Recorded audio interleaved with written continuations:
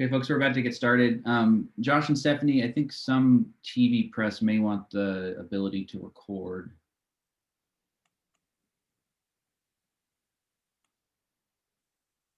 And if TV folks, if you can, I see Mike Gooding. I know he's going to want to record. You can just drop a note in the chat if you would like recording privileges, and one of the co-hosts can give that to you.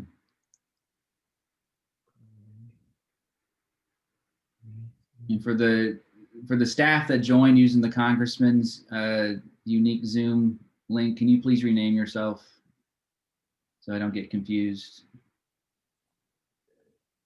All right, and we'll get started in a few minutes. I'm going to load up the Facebook stream, Mr. Scott, and then we'll kick it over to you for opening comments. Okay, ready to go? Yep, give me one second.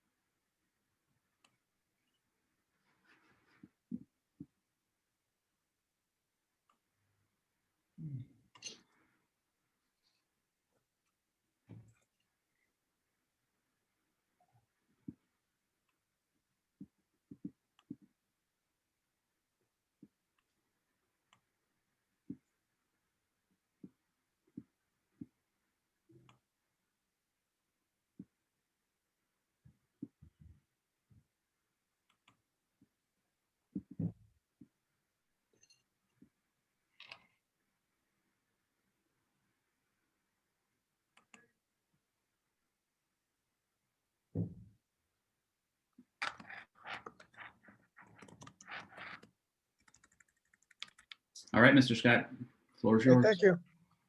Good morning. Good morning. It's a pleasure to see everyone, and thank you for joining us to Superintendent's Roundtable on the verge of passage of the COVID relief bill that will provide significant funding for education. First, I want to recognize and thank all the superintendents for being with us today, as well as educators and families who are helping the community students get through these challenging times. Now, there's been a debate over whether schools should reopen. I want to make it clear that everybody wants our students back in the classroom as soon as possible. We know that instruction is in-person instruction is much better for students' academic success. They do much better academically when they're in the classroom. They do much better when they have access to nutrition, the school meals. If they're going to learn social and emotional skills, they're not going to learn it at home. They've got to be in the classroom, in school to learn those. And our ability to identify child abuse, neglect, and mental health problems is impossible if the students aren't actually in school. So, and let's be honest, we're not going to reopen the economy until we reopen the schools. So there's no debate over whether or not we want schools to open as soon as possible, but as soon as it can be done safely. And that's where the debate is. Some just want to reopen the schools, safe or not. Others want to make sure that it can be done safely. And as superintendents, you've had the difficult challenge of working with public health experts, students, parents, and educators, and those who are just interested in the economy to do what works best for your schools. And a lot of the things that the CDC has recommended that you do to reopen the schools cost money. And if you don't have the money, you can't reopen safely. We've been told, for example, that ventilation is a significant issue. You can eat in a restaurant outside, but not inside. And that's because with improper ventilation, the virus gets around in a room, and by the time the day's over, everybody's infected. If you're outside, or if you have good ventilation, you don't have that problem. Last spring, we had the GAO issued a report that we had asked for that found ventilation problems in a significant number of schools. In fact, they found that 40% of the school districts in the country need to repair or replace the HVAC systems in more than half their schools. Obviously, that you can't fix that without resources. We know that you need to buy PPEs and disinfectant. And you know the schools aren't going to disinfect themselves. You need more staff. You need, if you're going to spread the students out, you may need smaller class sizes, which means more teachers. You're not going to be able to load as many children on each bus. So you need more trips. That costs money. All of these kinds of things cost money to open safely. And that's why the Recovery Act has $130 billion for schools. And you don't want to just reopen. We need to reopen and catch up. That's why a significant portion of the money is set aside for specifically addressing learning loss. Of course, all of it ought to be used for learning loss, but specifically about 20% has to be used specifically for learning loss. And these are plans to catch up will be vitally important to make sure that those who have done the worst with this distance learning get the most assistance.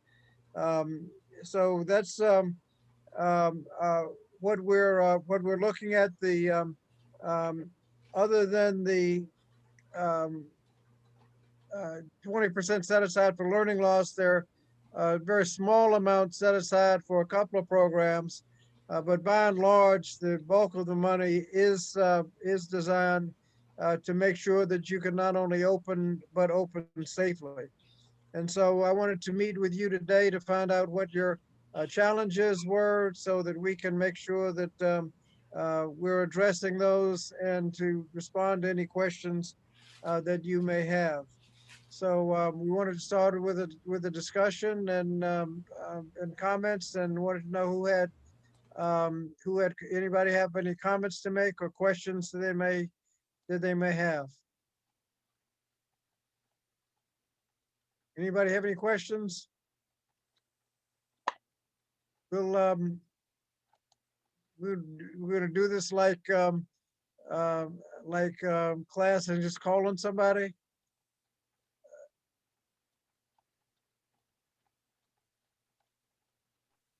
I can start if you would like. Who's that? Dr. Cotton? Yeah, Jared Cotton from Chesapeake Schools. Thank you, sir, for the opportunity. The reason I didn't have any questions, I think you did a very good job of capturing a lot of the concerns that we're having. I mean, right now in Chesapeake, we are providing in-person instruction for K through 5 days a week for the families who opted for that. Middle and high school are offering the 2 days a week hybrid, but we're getting pressure from those families who want those students to attend school more. And the challenges we're facing now is, frankly, we don't have the bus drivers to get them to school, even if we expanded to have more. And of course, we don't have the space in our buildings to provide at least the 3 feet of distancing. I know the CDC recommends up to 6 feet, but we're following the VDOE and the guidance we received from the Virginia Department of Health on the 3 feet with masks. And that even limits our number of students in the classroom at any given time. And of course, we've even had to put up plexiglass and things like that to help provide additional protection to our students. We've had to do some HVAC work to make sure that our classrooms are safe with proper ventilation coming from the outside. So those are some of the things we're challenged with. But even if we have more students come to school, eating lunch becomes the problem, because currently now we have to provide at least 6 feet when they're taking off their masks to eat. So not to mention the transition problems we have with large numbers of students in our schools. They will mingle and run into each other as they move through the building. And that becomes a concern as well. But you really capture a lot of the concerns we're facing. And I know my colleagues may have others. Not really a question for you other than to say that I know you've been listening, because you really captured it well. And I don't know if my colleagues, Dr. Gordon or Dr. Bracey, have anything to add. Let me ask you, in Chesapeake, Dr. Cotton, are you requiring students to wear masks? Yes, sir. Our students and staff all everyone in the building is required to wear a mask at all times. That does become a problem for our younger students. So we build in what we call mask breaks so that our students can have an opportunity to take a little break. I know many of you have been in meetings where you've had to wear a mask for several hours. It's tough. So we build in mask breaks and we let our students go outside and spread out so that they can have a break. And we've even had to institute that in our older students' classrooms as well. And how are students doing in terms of academics? It's really mixed. What we have discovered is some of our virtual students are doing better than they did in person in some cases. And what we've learned is the virtual model works for some students. I've talked to our board and our community about the fact that we have people in our community who say virtual learning doesn't work, and that's not a true statement. Virtual learning doesn't work for everyone. Virtual learning does work for some students, but it does not work for all students. So that's what I've made sure that we've emphasized. That's why in Chesapeake, we're offering the in-person. We have some students who are struggling with the virtual because frankly, sometimes they don't engage or participate as they should. And we've had to talk to some of those families to see if we can encourage them to come back into the building. We have families who are afraid and to send their children to in-person instruction. And frankly, we've had to provide tours for families to come in and walk the buildings and see our mitigation strategies in place. But we've also had to change our paradigm that, we have to support our families, whether it's in person or virtually. So we've had to rethink, because if we can't get them in the building, we've got to find creative ways to support our students. But I will tell you that we are experiencing learning loss, which is why we are investing, which I appreciate you saying, in remediation, which we're ramping up right now. And we're really expanding our summer school programming to address students who have fallen behind during the course of this year. What portion of the students are actually in person? In Chesapeake, I would say we're getting very close to 50-50. We were probably more, or actually moving more towards 60% in person, 40% virtual. But I would tell you that in my Title I at-risk communities, I'm finding that, and my colleagues will probably agree, I know I see Norfolk Public Schools on here as well. My colleagues would probably agree that in the at-risk Title I communities, there are more virtual students than I find in my more affluent schools and communities. What I'm finding is 50 to 60% of my Title I schools have opted for online virtual this year. Okay. Anybody else? Yes, Yeah. Councilman Scott. Dr. Gordon, and you want to introduce yourself? Yeah, I'm Dr. Gordon, John Gordon, Superintendent of Suffolk. This is my second year being here. We have a little under 14,000 students. About 56% of our students are African American, 30% are Caucasian, 6% are Asian. And I really agree with a lot of the things that Dr. Cotton said. We partner with Portsmouth and Chesapeake on a lot of things that we do. And we actually kind of study each other. As we're preparing for our students to return, my elementary students, pre-K through 5, will return on March 15th.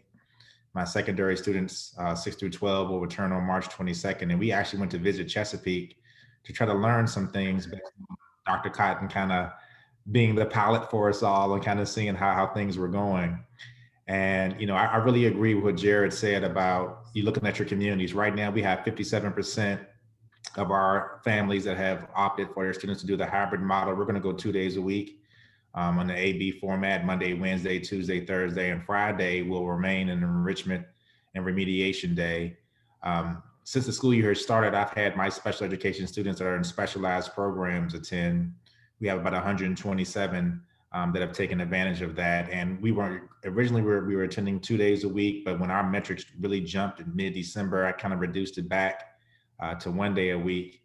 And we're going to stay in that model until elementary comes back on the 15th, and then they'll jump up to 4 days a week. That was a huge concern for us. Parents really made it very clear, especially for those students in those specialized programs, they needed that routine, they needed that support. And, one of the things we looked at as far as grades, it's really very, very concrete. It's either virtual learning works well for you or it doesn't. And, one of the things that Dr. Cotton said that I think is pretty important is, it's not that it doesn't work for everyone. I actually had more A's first 9 weeks as compared to this time last year. But unfortunately, I also had more F's. It really wasn't a lot, it was just basically an either or. And that's something that we basically have really been trying to focus on, trying to look at the actual teacher's pedagogy to see why was it successful for some students and not successful for others. We are actually setting up videos for parents to be able to see the mitigation strategies, even though we provide updates every month at our school board meetings. We want them to actually be able to see a lot of the things that the schools have put into place. Elementary, for example, will primarily be eating in the classroom when they return on the 15th. Secondary will eat both in the classroom and in the cafeteria, but our building level administrators have actually added additional lunches just to make sure we can space things out. And that's when you kind of get into that staffing issue, Congressman Scott, that you mentioned. I mean, we do need more people because you have to have more supervision, especially when you're dividing things up, not only in the classroom, but sometimes also on the bus. One of the remarks that I had made earlier in the year is a normal 77 passenger bus, if it was full, now would take 4 runs to do. And that's just because we're really trying to space those kids out. Similar to what Dr. Cotton said, I know that Dr. Bracey is going to share a little later, we are also requiring masks. Masks is mandatory. And for students who decide not to wear the mask, or if the families want to try to send their students to school without the mask, we're going to have to change you over to the virtual option. I mean, we're going to have the conversation because you don't want to give the consequences if it's a parental choice more than a student choice, but we have to let them know this is mandatory. It's not Do you have kind of a supply of masks for children to show up without one? I mean, Yes. it seems to me that that'd be a little more functional than turning them around for not having a mask. Just give them a mask. Yes, we actually will have masks on the bus and at schools. One of the first things that we did is we ordered 40,000 masks for our student population. 16,000 students. Well, I guess your students. They may forget it. They may forget it. And also, we're beginning to have some messaging go out to our elementary students, mask swapping, especially if they're designer or different colors or whatever their favorite characters are. We're having some early conversations and communication with our elementary families. We can't do that. You have to hold on to the mask that was given to you either at home or the mask that we're going to give to you once you arrive in school. And we're also adding, we took out all of our water fountains and put in the water filling stations. We've bought water bottles for all of our students. We're hoping they're going to be here by the 15th because, you don't want to make it a socioeconomic issue if the family can't afford to have a water bottle. So I want to make sure that we guarantee that every student was going to be given one. I mean, it's just little details like that we're really having to focus on to make sure that all kids are going to be safe and that they all provided the same mitigation strategies. Okay. You mentioned some do well and some not so well with virtual. Do you have training for your teachers? Yes, so the training was basically what we did all day in August, all month, in August. And one of the things that we recently did a survey, kind of getting perceptions from students, from parents and teachers. And the teachers really let us know what additional professional learning they want. And we've been really designating Fridays as our professional learning days, really in the morning for the staff. And they now want more information or insight into some great activities and engaging lessons that they can do on campus. They also want to make sure that they had enough support in case things go wrong when it comes to setting up different activities. So it actually has made things a little bit easier for us in the central office level because we can target our professional learning now based on teacher feedback. Okay. Somebody else? Dr. Bracey? Yes, sir. Good morning, Congressman Scott, and thank you for holding this session to meet with us in regards to this very important issue here. As Dr. Cotton and Dr. Gordon. And since the media is on, you want to identify yourself as the superintendent in Sure. Portsmouth? Okay. Yes, Dr. Eli Bracey III. I'm superintendent of Portsmouth Public Schools. Portsmouth, Virginia, we have approximately 13,500 students in urban school district. Some of the things that I've mentioned, of course, I echo really everything that Dr. Gordon and Dr. Cotton has mentioned.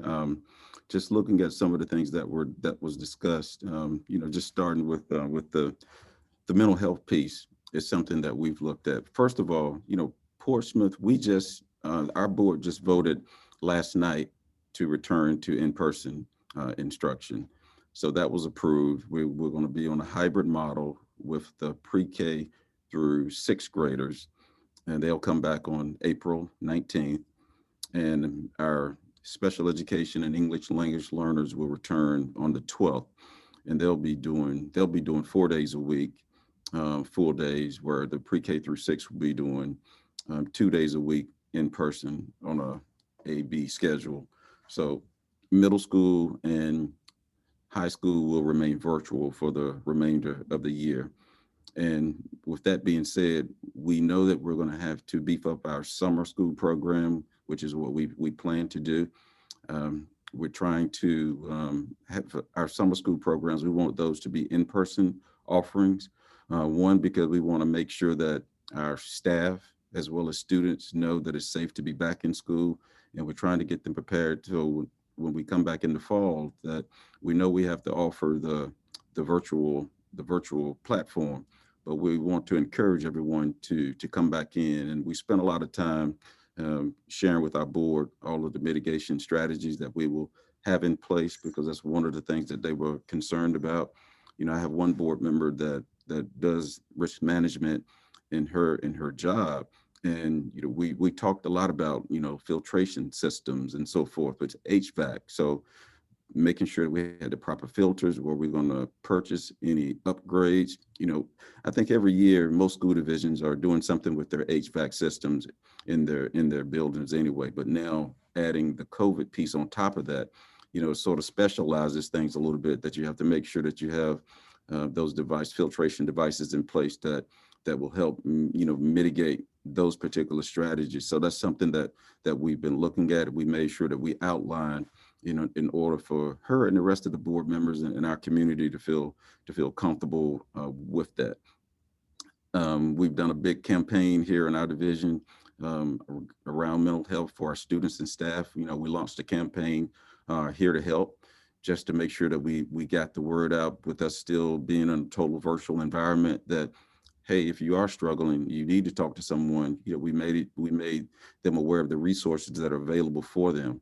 And we've got a lot of hits from that. When we launched it over the past 6 weeks, we had more traffic to our website than we had in the previous year combined. So we thought that was a worthwhile effort to do so. So that's been really, really productive. And we appreciate the opportunity to have more funds coming that we can designate towards that, because that's something I think that still will be ongoing. Even when we get back to in-person, there's still going to be that level of adjustment, the time it's going to take for students and staff to really feel comfortable being back in that particular setting.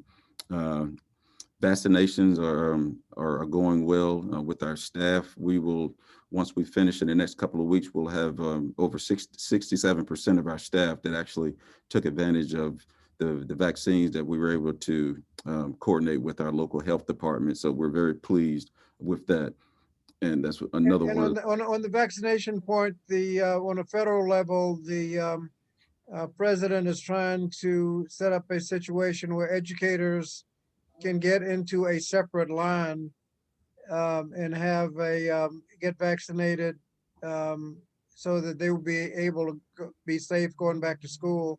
I think the idea is to corral some of the drugstore or pharmacy vaccines like CVS, and reserve those for teachers as one possibility.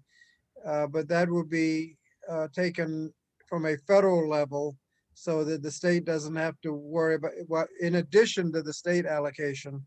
So the state doesn't have to worry about losing its allocation or figuring out who's going to jump the line and who's not jumping the line. We'll just have a separate line for educators. So hopefully within about a month or so, we ought to be able to get through virtually all of the educators. We get that 67 up to 100%. Well, thank you. And, really, if the opportunity was available for all of our staff.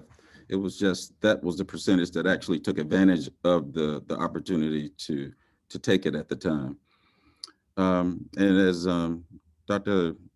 Cotton and Gordon have shared, as far as with the PPE, we've spent a lot of our resources on making sure that we have a lot of those in place. We take it, as Dr. Gordon said, from the same standpoint that you may have to pass out a face mask every day because someone will very well forget that. So that's what we prepared for when we started purchasing all of those. And, we've used the funds for the electrostatic sprayers, we have available that are in all of our schools. We have our own,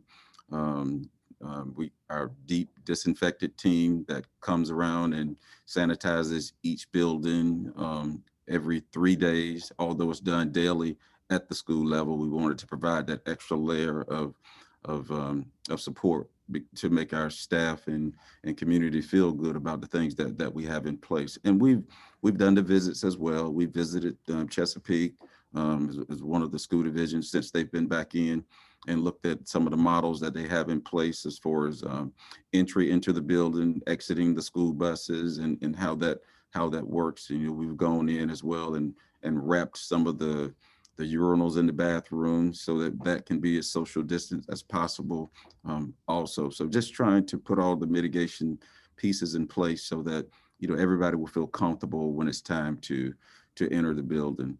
So we've done we've removed and wrapped the water fountains as well, installing the water refill stations also. So just looking at all the best practices is trying to make this situation work and make people feel comfortable when it's time to return. One of the, as people return and you're trying to do summer school, one question occurs: how do you know when you've got a lost child, a child that's just kind of disappeared? How do you identify the ones that have not shown up? Well, the summer school it won't be mandated. It's not going to be mandated. So those students and parents that would like to attend the summer school program, it's going to be offered for them. And we're going to have and this summer school will look a little different because we will extend the length of summer school, where in the past it may have been about 6 weeks. We may add another couple of weeks to it to try to address the learning loss that has taken place. And we may even extend the school day of summer school. And all of this is to target the learning loss that's in place. And as we move into the fall, we're also going to look at individual schools as far as assisting them financially with after school tutorials, to extending the day for that purpose, having also additional staff during the day doing some in-school tutorial, as well as some Saturday school enrichments that some of our schools take advantage of also. So we're going to be doing a lot to try to help capture some of the learning that was lost over the past year and a half. And that's something that we know that we need to definitely look at very carefully. And it was important for us to get back into school because, as our current kindergartners and first graders, it's going to be the first day of school for them really all over again when they return on April 19th, because although our current first graders, they may have had up to March, but they've been out of school for a year and a half. It's going to be reverting back to the first day for them. So we're just trying to get them acclimated, get back into the setting socially. We got to address that first. Then we can get into the academic side of things. But we know the social structuring that needs to take place is going to be key in getting them adjusted to being back in the building. But do you have a special system to identify people that may have kind of dropped out? We do. We have attendance liaisons that have been that are assigned to each school. And those students that have not signed on, we are going out and doing visits to find out why they're not logging in. So we do have that, and we're following through with our parents on that. So yeah, we do have that. And when we start looking at the summer program, as I said, it's not mandatory, but we will be targeting certain students to make sure that they take advantage of this opportunity. And we're hopeful, that they will. One of the things we have to do, we have to survey our staff first to see how many are going to be willing to actually come and teach the summer school. And that will help us determine the number of students that we will be able to accommodate at that time. Okay. Anyone else? You're still in mute, Dr. Scott. Yes, good morning, Congressman Scott and other Okay. panelists on the roundtable. My name is Mike Cataldo. I'm the Chief Information and Instructional Technology Officer for Norfolk Public Schools, and I am serving today as a designee for Dr. Sharon Birdsong, who is the Superintendent of Schools. Just a you. little bit about Norfolk Public Schools. We serve just a little under 28,000 students in approximately 50 buildings. We have 5 high schools, 6 middle schools, and about 33 elementary schools, additional programs and auxiliary sites. We staff approximately 600 plus employees to include 2,500 teachers in that number. Currently, we are all virtual, but on March 15th, our K-5, our English learners, and our students with disabilities will return to the building. On April 12th, our middle school students will start. They will return as well. And then on April 26th, our high school students will be returning. And some of our challenges, we've definitely had the challenges with HVAC. We have a lot of older buildings, and that has been a challenge. And we've been working really improving our HVAC system, filtration system, and also having additional smaller units that can be in classrooms that can ensure that there is, we're following, of course, mitigation, but also that we're making sure that the areas are sanitized properly.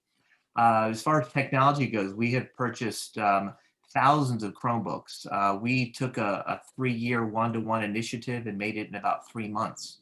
So we compressed it completely. We have given out over 10,000 hotspots as well to our families at home that did not have internet service.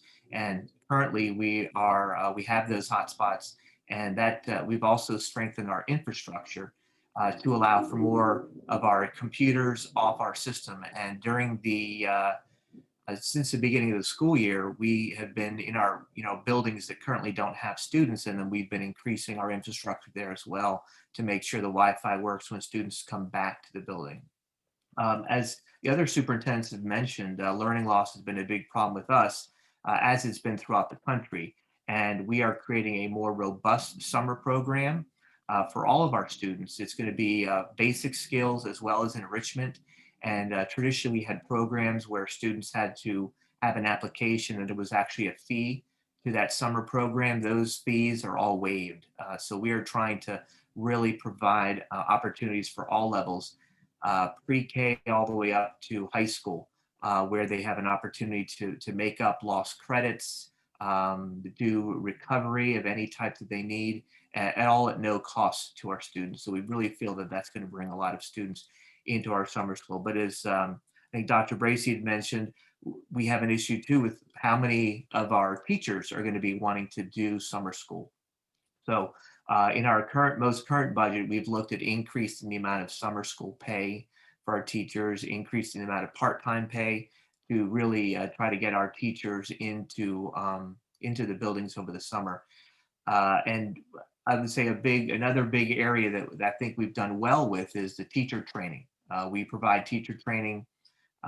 Every Wednesday is our asynchronous day that students get asynchronous work. And so teachers have been going through training on how to do concurrent instruction, as well as how to work Zoom and how to work Canvas properly. So it's been, I think, again, another area where we've moved very quickly in a very short period of time. We don't feel that the educational system we used a year ago is going to be the same one we use moving forward. We're going to definitely be using our technology and using all the skills and things we've learned over this last year and applying them. Mental health as well has been an issue, and we have several committees working on how to improve that with our students that are home, as well as for our teachers. So those are some of the concerns and some of the areas that we have been focusing on. But I think we all do share some very similar issues and problems kind of moving into the classroom. But definitely we have the support, which we appreciate. Thank you. Okay. Pat? Congressman Scott, first of all, thank you very much for having this. This is wonderful. Obviously, our superintendent of Newport News Public Schools, Dr. Parker, could not be here today, but asked me to sit in and really just to listen in. But Newport News Schools has about 27,000 students. Pat, do you want to introduce yourself? We've known I'm you for sorry. so long, but okay. I'm sorry, we know each other, but not everybody else. This is Pat Finneran. I'm a Director for Corporate and Government Relations for Newport News Public Schools. And our superintendent, Dr. Parker, just asked me to sit in on this today. We have about 27,000 students in Newport News Schools, and really have to just concur with all the challenges and comments that have been made so far. I think it's a fairly common experience that we're all trying to do our best with. We did go back, Newport News Schools did bring our K-3 students back to school February 22nd, 4 days a week, but only half days. And that's because of the partly the busing situation, bus driver shortage that we find ourselves in. And we'll bring back everybody else 4 through 12 this coming Monday, March 8th. Again, just half days, 4 days a week, with Wednesday being the asynchronous learning day and staff development day as well. We have, like I said, all the challenges that everybody else has, so I won't repeat those. Some things we're looking at doing and that we're involved with is we have the Choice Neighborhoods Initiative in Newport News. That's the HUD program that has moved all of our students, families out of Ridley Place housing, and we're looking at doing just a quick pilot program to bring a online tutoring program to all of those students.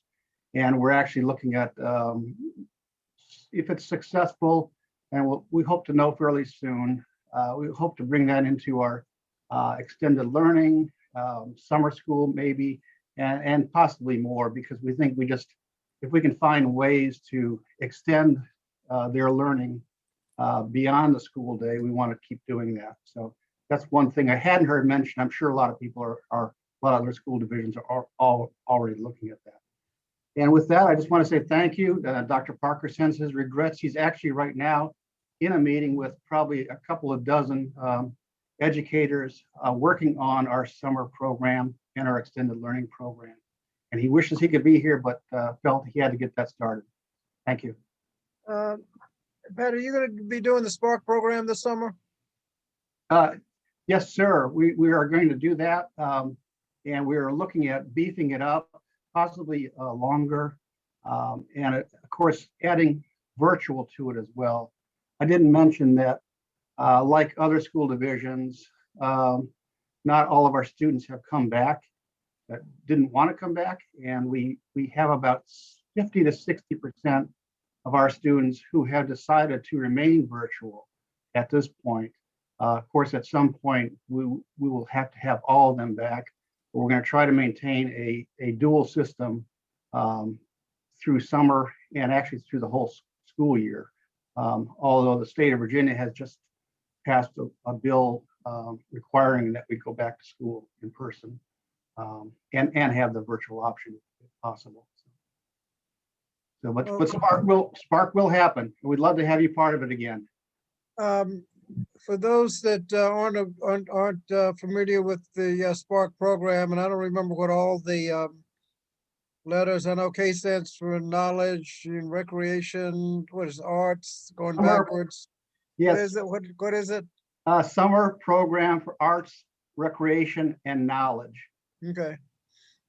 Which is a a real excellent program, gives people all kinds of different opportunities to be engaged during the summer and eliminate or even reverse, change the summer slide into a summer advantage.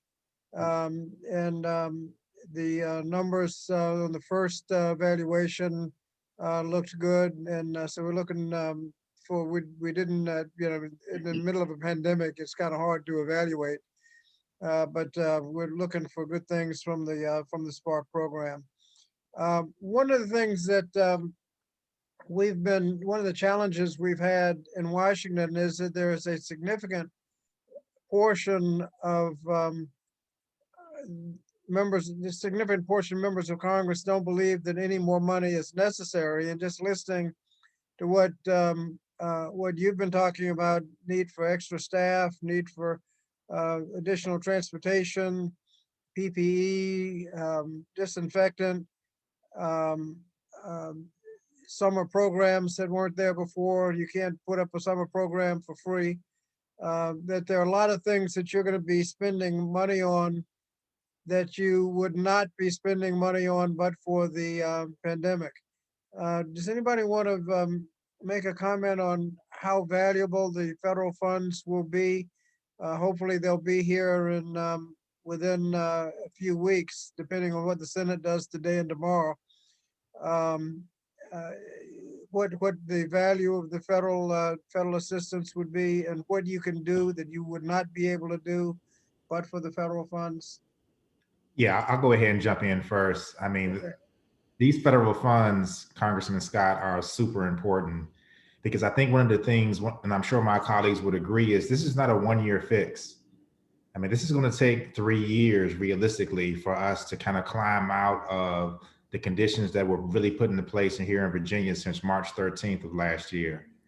And in order to do that, I mean, we've all talked about summer school. You know, for me, for example, we're really looking at 3 tiers of summer school. You know, an SPS Summer Academy for the students that need the most support, remediation, your traditional summer school, but also something new that we're going to start this year is a summer bridge program, which is going to be more enrichment based, but also to be able to introduce things to students that they would see the upcoming year. Because it's really gotten to a point now where we've been focusing on learning loss really almost this entire year. So what can we do to really prepare our students for 2021, 2022 to make sure that they kind of hit the ground running? And so as we're looking at all of our programs and what needs to happen, we also need to be able to find incentives for staff to do some of these extra things that we need. I think Dr. Bracey hit on it when he said, we got to make sure that we find teachers that are willing to teach summer school.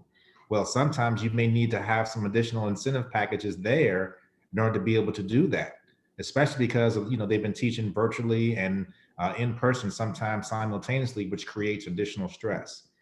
So as we're looking at how we can really improve our facilities, you know, there's a lot of strict rules on how we can spend this money.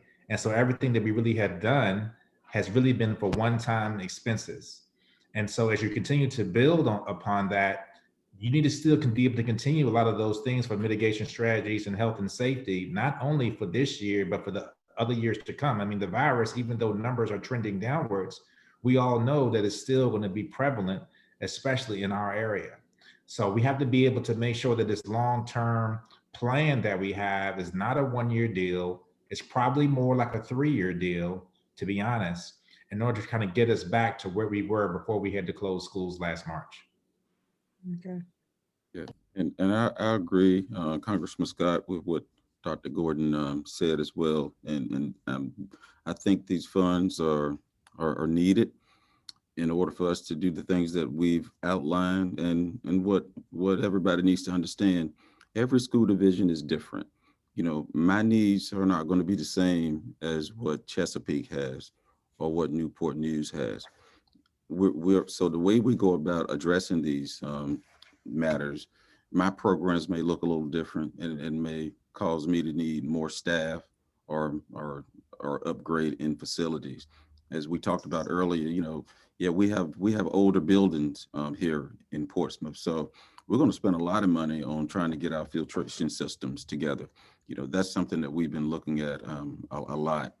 And I think although this funding is good, I think that there needs to be some consideration along with it being continued because there are going to be a lot of we don't know what the future holds with this virus.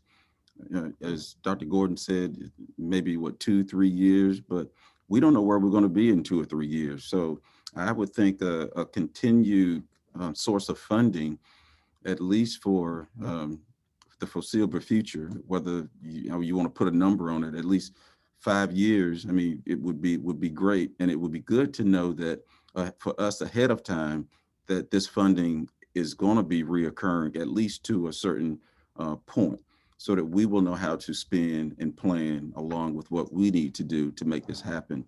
I think it would help us overall with our capital improvement plans that we have in place, knowing that we have these funds available that we can utilize for that purpose.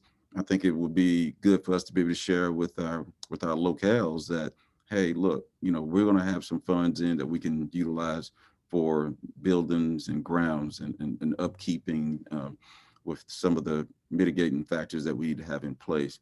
So I would like to see a commitment to some degree that this will be continuing, because when we start talking about learning loss, over this money will help, but this money, once we receive it, when we put our plan in place, in a year or two, that money is gone. So when we start talking about reducing class sizes and bringing in additional support, when those funds are gone, so are those same support positions that we brought in. So if we could look at some type of continuation where we can maintain some of these initiatives that are great, that are being presented to us now, that we could see this continuing, I think that would help us out a lot.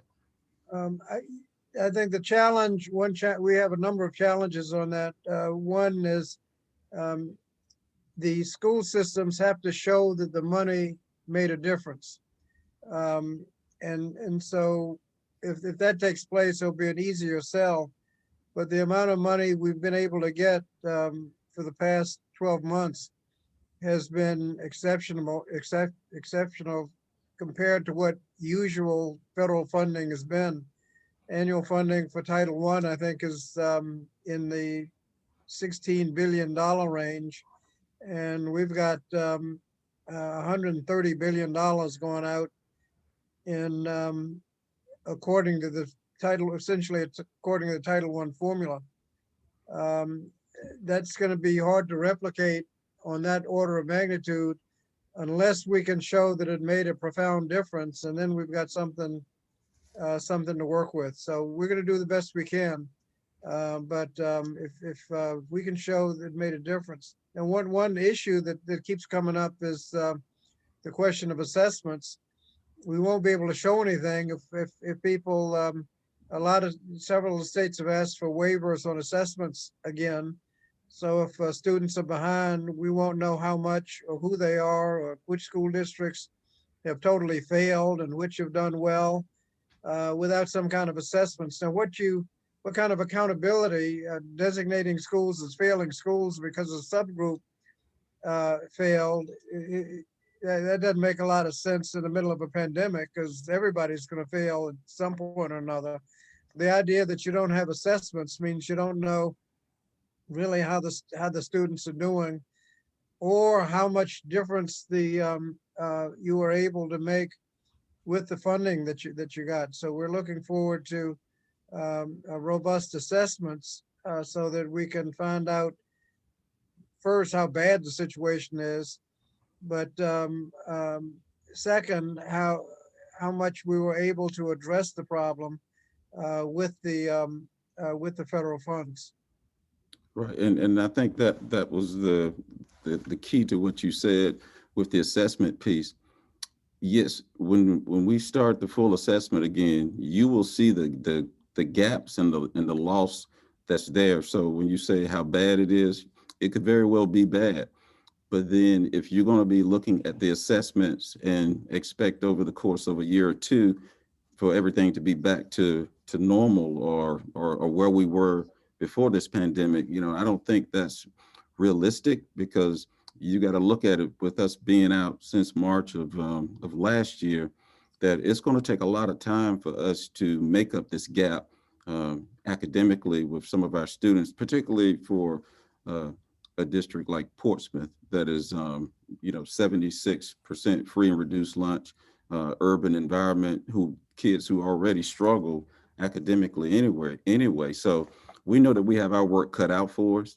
And, if those that'll be looking at these assessments and expecting to see a quick turnaround as far as whether or not they will want to continue funding, I would be concerned about that because I don't expect a quick turnaround, but we expect we expect some miserable results because students aren't in school. You don't expect much learning, but we need to know where we are and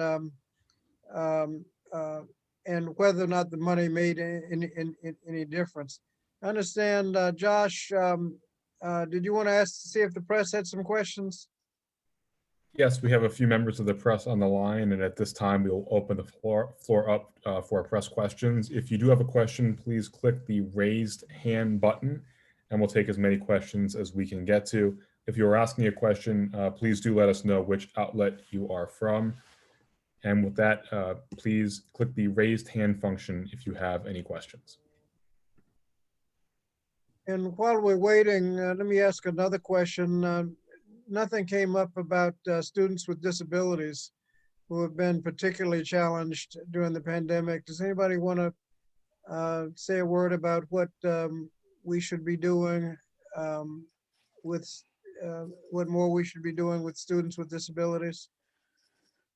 Well, Congressman Scott, I'll just talk to that a little bit. I mean, the challenge that we continue to have is we offer, and I appreciate what my colleague said about it's not a one-year thing. This needs to, this is a problem that we're going to be living with beyond this year. But our special education students, like all students, have the option of in-person or virtual learning. Unfortunately, a large number of our special ed student families have selected the virtual, which has become very challenging because in some cases you can't provide a level of service. You can't do physical therapy and occupational therapy virtually. So that's been a challenge, and we've tried to encourage families to bring their students into school, but we can't require it. And obviously we've had situations where special ed teachers have had to work with students who are at home and in person.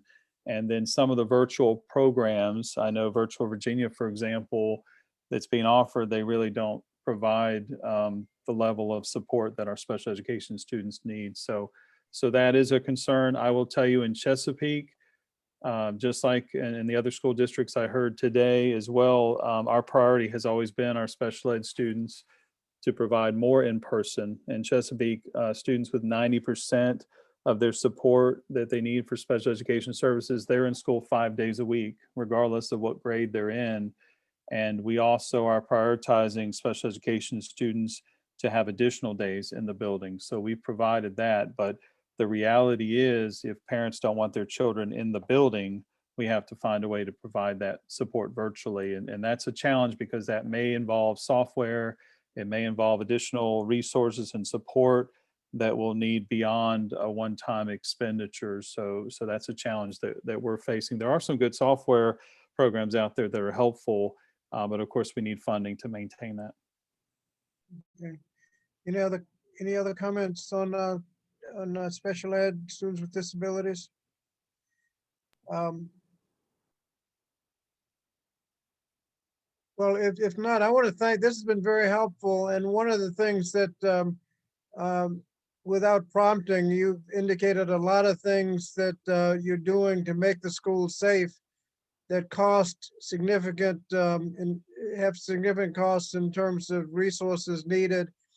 And so when people say that they should just open the schools without any resources, it's inconsistent with what you're saying. We can open the schools safely, but you've got a lot of work to do in terms of PPE, staff, transportation, ventilation, a lot of the things that we assume that you're going to be spending the money on. You also have additional programs like summer school and extended day. You can't expect people to work longer hours for the same pay. You can't expect them to work a summer they didn't expect to work and not be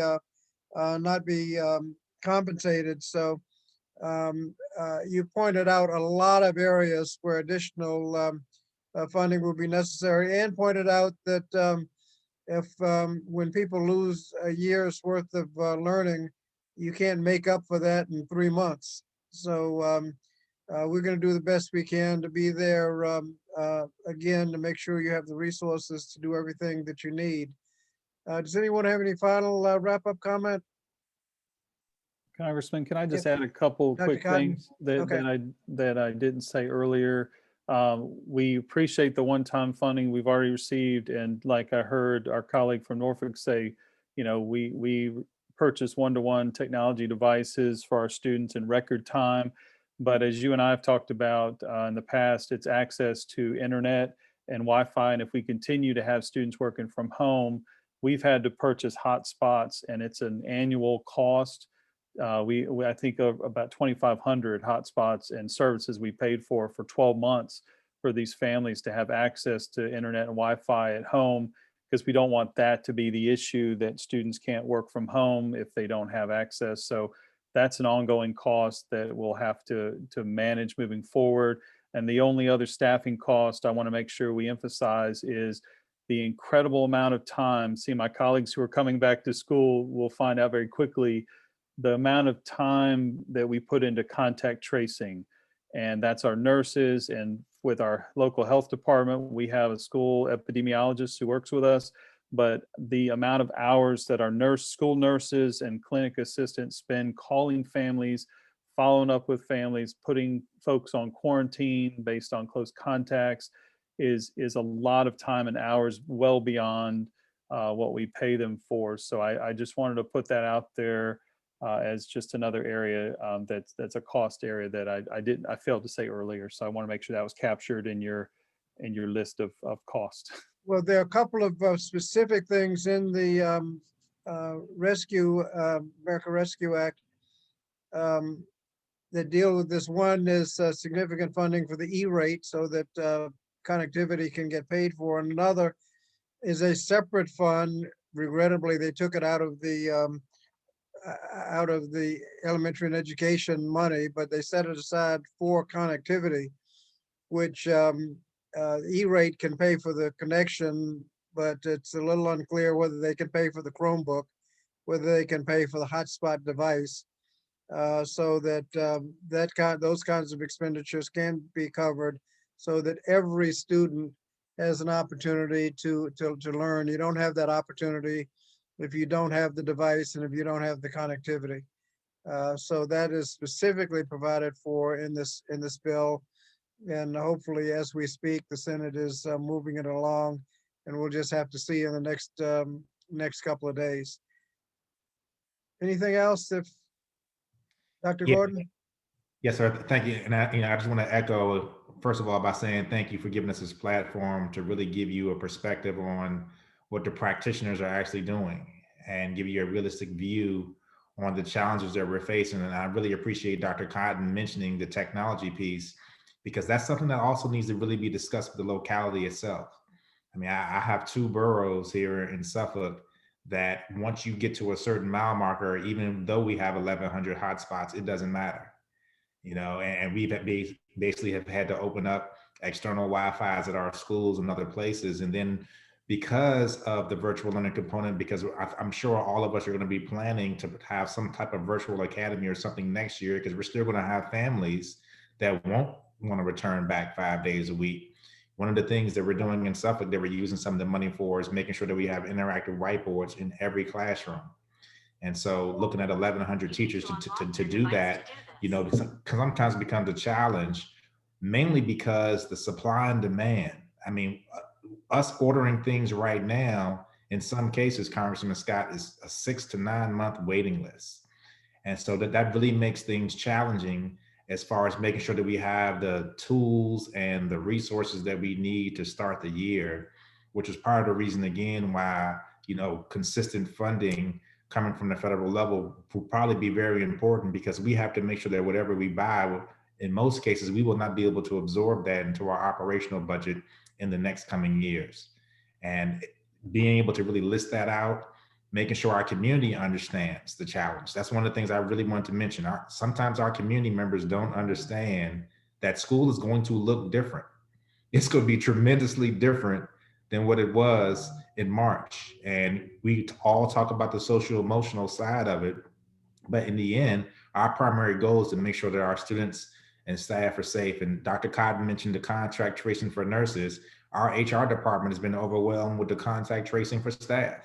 I mean, it really goes just both sides, and us really being able to make sure that we don't lose people in the field of education from being burned out by this is also a top priority. So I just wanted to state that. Again, thank you so much for this opportunity. Thank you. Yeah, and Dr. Bracy? yes, Congressman Scott, I just want to thank you also for the opportunity to hear our concerns and speak to those of us that are up here on the front lines. It means a lot for you to take the time to listen at some of our concerns and how we are utilizing the funds, and I do appreciate that. And I think, and I'll add one piece as well about the technology. I think that is a lot of funds were put into that, because we are now a one-to-one school division by virtue of everything that has taken place.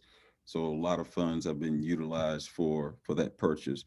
And I know one of the things that you mentioned was you want to see how we utilize these funds. And I think it's important to know that although we're outfitted now with technology, in 3 years from now, that technology that we purchased will be outdated. So it'll be time to replenish, because once you unveil something to your community, they expect you to be able to maintain it. So we have to keep that technology as a mainstay in our instructional program. So it's good now, but another piece to continue funding for that would be great as well. And I know you know that, but I wanted to put that out there to let everybody know that technology is good, but in 3 years, what we put in place will be outdated and it'll be time to be replenished. Thank you. Dr. Cadallo? Yes, I want to thank you as well for just taking that time to listen to what's going on in our schools. I think what you've heard today is a great representation of the challenges that are going on.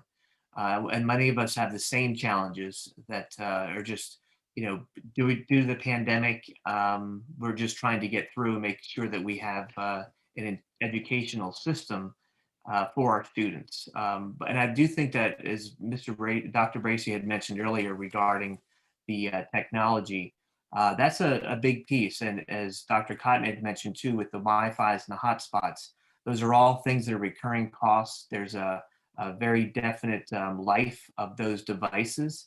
And when the life of the device is done, 3 to 5 years, they've got to be replaced. And so being able to have funds to maintain that level of support is very important. But again, thank you for the time to listen to us. Thank you. Thank you. I want to thank all of our superintendents for being with us and all the other participants. This has been very helpful, and we're going to do the best we can. We hear you when you say that you don't want this to be the end of the funding. One of the criticisms that's been made has been that the money won't be spent for another year. Well, if you hire a teacher tomorrow afternoon, of course, that money won't be spent till the end of the year. And you really don't want the spending to end there. If you're going to hire a teacher today, it's kind of hard to hire a teacher that doesn't expect to be there for a year or 2 or 3 or 4. And so if you hire tomorrow afternoon, some of that money may not be spent for 3 or 4 years, but it's been committed. And so we want to make sure we have enough money for you so that you could commit it down the line and make sure that you could do the best for your students. This has been challenging, but I'm delighted to hear what I've been hearing. You've been working the best you can under very trying circumstances, and we're going to try to give you the resources that you need to continue doing a good job. So thank you very much for being with us today, and this concludes our meeting. Thank you.